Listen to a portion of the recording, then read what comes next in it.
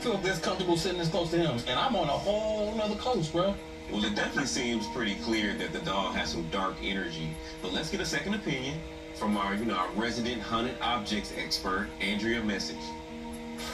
Andrea, do you feel like he needs to worry about his safety any?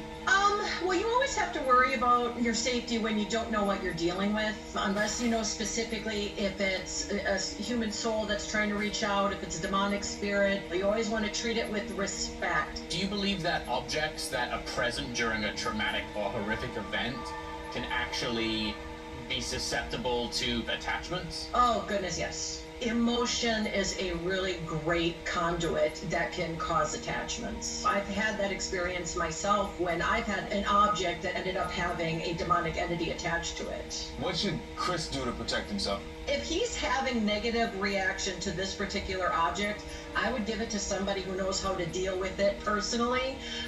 Give it to a priest or to someone in the clergy who can bless it and properly dispose of it. So what I'm hearing her say is he needs to re-gift it. Yeah.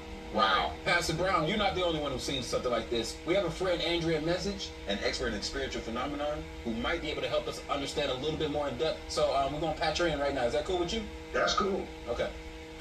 Hi, how are you guys today? I want you to meet Pastor Brown. Hi. How you doing? I know you've seen a few things like that before, so we just want to kind of ask you a few questions. Feel free, ask me anything. Why do you think something like this would present itself?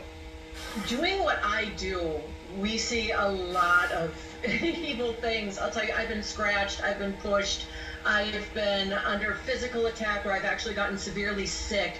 There was one time when I was getting violently attacked. A priest was praying over me, and a white light actually came down, just like, I mean, it was so similar that it actually gave me the chills when I saw your video. It was so similar, as if like an angelic spirit was there to help me. Yeah. And so I think that's why it was there. Somebody needed that protection and that hope. Do you think something could be trying to communicate with Pastor Brown? Oh, definitely. I mean, it was right on him. I mean, this was a focus on him. Yeah. He should look at this as a very positive thing. I don't think he should be afraid. I don't think he should think that it's anything demonic. I think it's a thing of hope. Awesome, awesome. Thank you guys for coming through, and we really appreciate you. Thank you.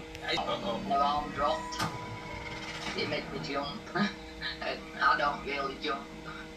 Wow, that's terrifying. So I actually want to bring in one of our good friends, Andrea Message, who has experience with haunted dogs. So I would love to hear her thoughts. Yeah, absolutely. Hey, Andrea, how you doing today? Hi, how are you guys? Good to see you. So you had some personal experience with haunted dogs before, right, Andrea? Oh, yes, I have. It wasn't a good experience, I'll tell you that. So have you ever seen one move as much as this one? Oh, yes. The doll that I had, it would be sitting on a chair, like way back in a chair, and all of a sudden I'd find it on the floor the next day. Or I would have it against the wall, and the next day it would actually be sitting against a different wall. But I'll tell you what, I got in way over my head, and I will never do that again. It was a demonic infestation that used the doll as a way to get into somebody's home and wreak havoc. What do you think is trapped in that doll, and why would a spirit end up being stuck in an object such as that?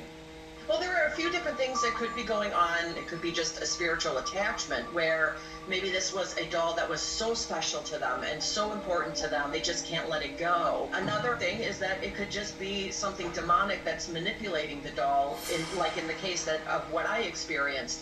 All just broke loose at that place, and I would really recommend caution.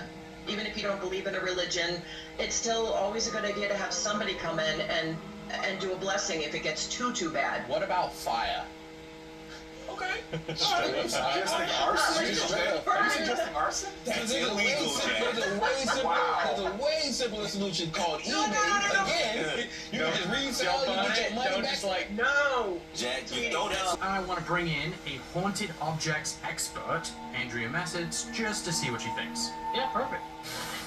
Andrea, Hello, how are you guys? so, Andrea, do you think Jeremy could be in danger?